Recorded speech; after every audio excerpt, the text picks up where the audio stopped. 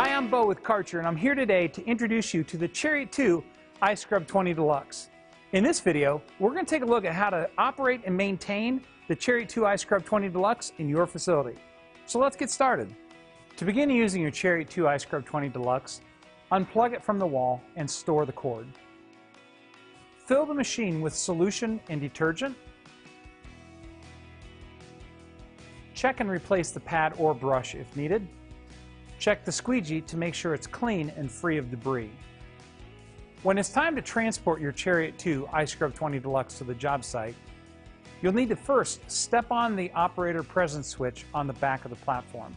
Turn the key on, select the transport mode that you want to use, select the direction, either forward or reverse on the direction switch, and then depress the foot pedal. Once you've reached the job site, select the cleaning mode you want to use. When you're finished cleaning, it's time to get your Chariot 2 Iscrub 20 Deluxe ready for storage. The first thing we're going to do is empty and rinse the recovery tank. One great option is to use a bowl brush to clean corners to make sure that all debris is removed. Next, we're going to empty the solution tank. We'll check the pad and clean it or replace it as needed.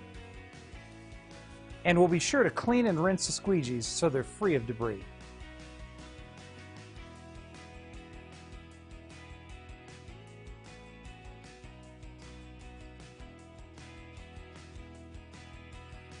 The final step will be to plug the unit in so that it can be charged and ready for the next use.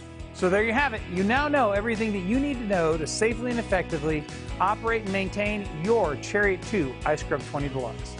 Until next time, keep it clean.